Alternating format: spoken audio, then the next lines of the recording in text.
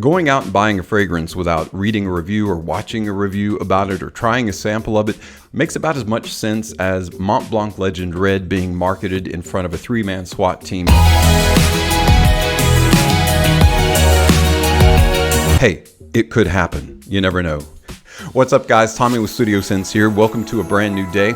Today we're going to be talking about a very well-known fragrance house that actually is better known for creating amazing pens, very expensive pens in many cases, and that is the house of Montblanc. You don't really say the C on the end of it, but sometimes it's hard not to, so Montblanc is the name of the house. Very well-known logo. It is the mountain peak that is on most of their caps and on their pins. So when we come back, we're going to take a look at Montblanc Legend and the Explorers, see which of these fragrances are best in comparison one with the other. That and more is coming your way, so stay tuned.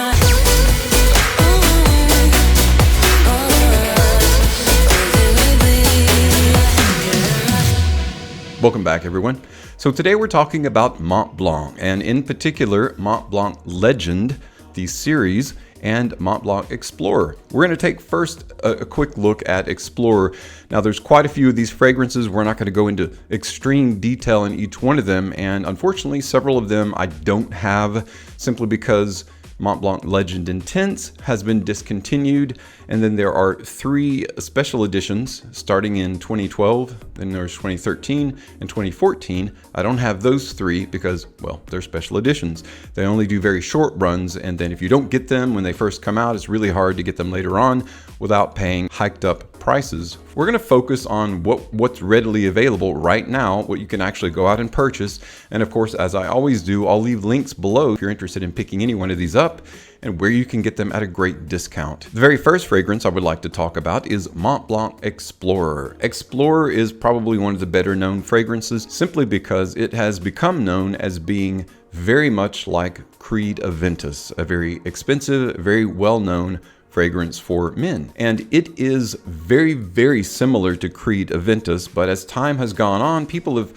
come to appreciate that this fragrance stands on its own, really with its own scent profile that is quite a bit different than Creed Aventus in the dry down and over time as you're wearing it. Is it worth purchasing? Is it worth owning? Well, without any hesitation or doubt, I'm going to say yes. This fragrance is by far one of the most beastly fragrances in terms of its sillage trail and in terms of how it fills a room when you put it on. It's one of the few fragrances that I can't really wear around my wife because she doesn't really like ambroxan, not quite as ambroxany as some other fragrances that you might want to stay away from. But this opens with Italian bergamot, sage, and pink pepper. In the heart is where you get that leather and Haitian vetiver combination. You've got patchouli, cacao, ambroxan, and akigala wood in the base. So it's a very woody, little bit of edge of powdery. You don't really pick up on the chocolate at all, but there's a little bit of a dry, powdery in the base that is likely coming from that, along with a combination of other notes. Now, this is the idea of Explorer. If you look at the front here, I don't know if my camera can focus on that. It's supposed to be mimicking a DSLR camera. The wording around the actual lens or lens cap, and then on the very bottom, it looks kind of like a DSLR camera as well. So it features that, because what are you going to do when you're out exploring somewhere or you're traveling? Most people have a camera with them. It's just kind of a nod to that. That combination of bergamot, sage, and pink pepper in the opening with a little bit of leather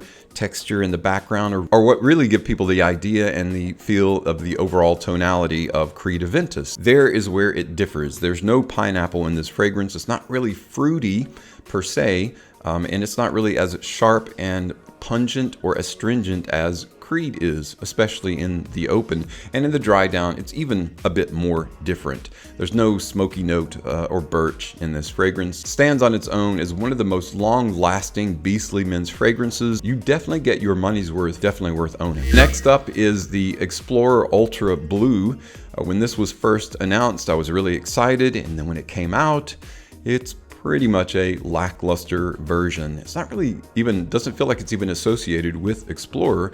the OG or pillar fragrance. You can see this one is a bit different. It's a little more silvery and shiny than the bronzed metallic that Explorer is. Primary difference in the presentation. The fragrance itself is overall pretty much a lightly minty summertime fragrance for men. Ultra Blue came out in 2021. It opens with bergamot, lavender, and citrus. A little bit of nod to the original Explorer, but there are no differences above and beyond opening with bergamot. It does fit the bill of the blue category of fragrances fairly well. It's decently spicy. You got a little bit of fruit floral combination that gives it kind of a spicy overall, really almost like rosemary and basil combination, at least to my nose. So that's, to me, the only enjoyable thing about it. The dry down's just okay. The performance is just okay. I would say just stick with the original Explorer and go from there, because there are so many better fragrances than Ultra Blue that do a better job than Ultra Blue that are actually less expensive than this one. This one hasn't dropped in price as much as I would expect it to, because it's just not a super popular fragrance. That is it for the Explorer line of fragrances under the Montblanc house. Now we're going to take a look at kind of their claim to fame for fragrance for men, and that is the Legend, their pillar fragrance, Montblanc Legend. Montblanc Legend started out as kind of a medium tier fragrance for men that is just a nice leather fragrance. A lot of people thought that it was competing with Abercrombie & Fitch Fierce, and in some ways it is reminiscent of the Fierce DNA, but not to a great degree at all, so that you would compare them one with the other. It's just a nice medium light leather fragrance for all occasions. Montblanc Legend came out in 2011. It opens with bergamot, lavender, and a combination of citrus fruits.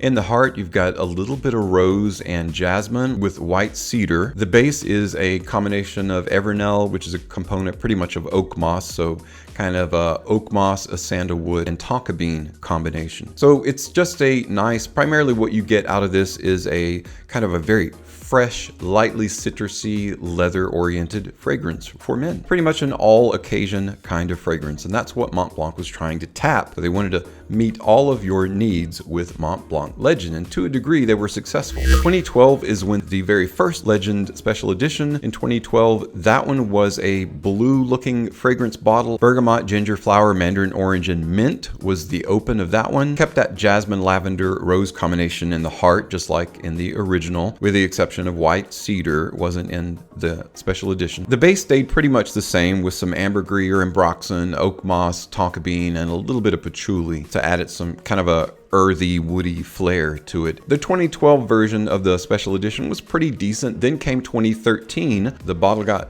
this odd dark look to it. It changed just a bit, was still kind of minty. They threw in some apple, like green apple, a little bit more of mandarin orange in there, and that was decent. 2014 came along, the bottle went back to a blue look, and they modified the fragrance DNA just a bit to tweak it just enough to be slightly different, but not different enough to, force you to go out there and buy it because it's just so good. So the 3 years of the special edition of Montblanc were just okay. We can push them aside. There was no benchmark in any of those for fragrance for men. So we're going to move on up to the next version of Montblanc Legend, and that unfortunately I don't have, which is Montblanc Legend Intense, which was launched in 2016. Montblanc Legend Intense was the greatest departure from the original DNA. Basically, it opened up with bergamot and pineapple. It had a heart of red apple, cardamom, and jasmine, tonka bean, white cedar, ambergris, and oak moss. Now notice how they took the white cedar from the heart of the original Legend and moved it into the base for Legend Intense. So they wanted a bit more wood and a bit more fruit on the open. So the top was extremely fruity. The heart continued kind of that fruit note with the apple cardamom combination. So that carried into the base where it became a bit more woody and more dense. So definitely a more intense version of the Legend DNA. I was thankfully able to experience it and smell it over a friend's house, Ash of Jensen's. Really enjoyed it. Don't own it. Would recommend that you own it if it was inexpensive. You're not going to be able to find it very inexpensively. So if you can get your hands on Montblanc Legend Intense, count yourself very lucky. And if you own it, if you were smart enough to purchase it when it came out, you are very lucky indeed. Enjoy wearing it because it's a really good version. Probably one of my favorite versions of the Legend DNA. Next up is one of the most popular versions of the Legend DNA. 2016 came along and Legend Spirit was born. Legend Spirit is a kind of a youthful chewing gum or bubblegum version of the DNA that is very, very similar to Paco Rabanne's Invictus, Montblanc's answer to Paco Rabanne Invictus. It is an Invictus style, youthful, spirited fragrance, very energetic, very summertime, spring and summer oriented fragrance for men.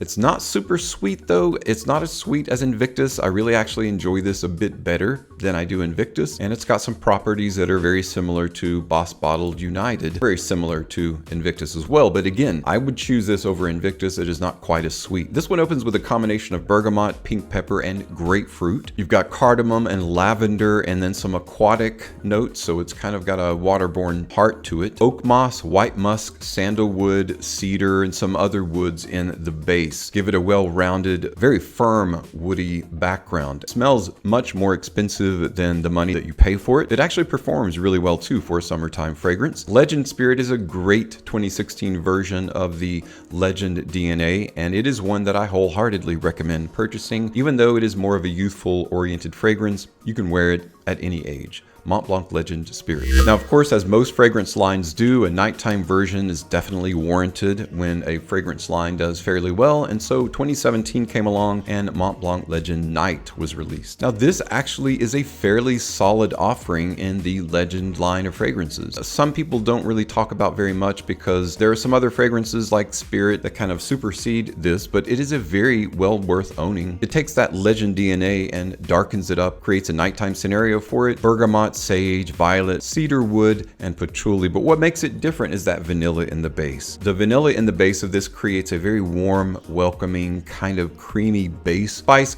captures your attention, pulls you in, and that vanilla kind of woody base is what brings the fragrance home. Performs decently well for a nighttime fragrance. If you're looking for something that doesn't have a lot of sweetness to it, but it still is a vanilla-born fragrance, you would definitely find Legend Night very agreeable. In 2020, the Montblanc team went back to basics and looked at the DNA and created Montblanc Legend, the Eau De Parfum version. Now, remember when I was saying the original Montblanc, some people kind of compared it to Fierce by Abercrombie & Fitch. Actually, the Eau De Parfum version of Legend has more in common with Fierce than does the Eau De Toilette version. That's actually a compliment. This is actually a much more refined version of the Legend DNA than was the Eau De Toilette version. They've tweaked it just a bit. They've harnessed everything that you like about the original Legend and pumped it up quite a bit in Legend Eau De Parfum. You still have that combination of woodsy notes, jasmine, bergamot in the open, of course, violet leaf makes quite a bit of a difference. In this one though, the combination of violet leaf and leather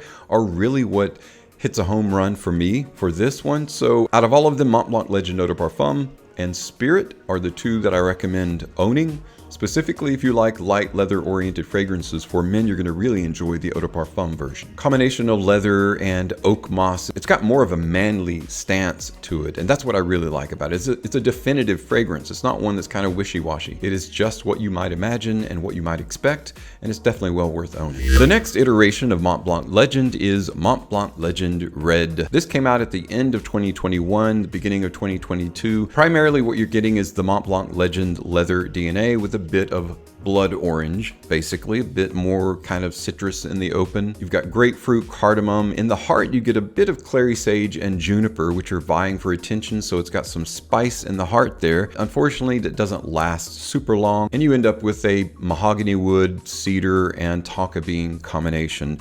So it does harken back to the original Legend DNA in the dry down. The things that I like about Legend Red don't last long enough. I do like the citrus, and I do like that spicy juniper and clary sage back and forth, but just like fireworks that go off and then dissipate, it's gone relatively quickly, and so you're left with just another basic Montblanc offering. If you get it at a really good discount, it might be worth owning because of that open and that heart, because I do enjoy those features of the fragrance. Well guys, that's it for my brief overview of the Montblanc Legend line of fragrances and Montblanc Explorer line of fragrances. I would like to see more in the Explorer line in the future. Take that original Explorer DNA, tweak it quite a bit and add some more fruits to it and make something seriously unique and something outstanding for men in the very near future. Hint, hint, Montblanc, please do that. If you've got any experience with any of these fragrances and you would like to talk about it and let me know your opinion, or let us know what your opinion of these are, please do so in the comments below.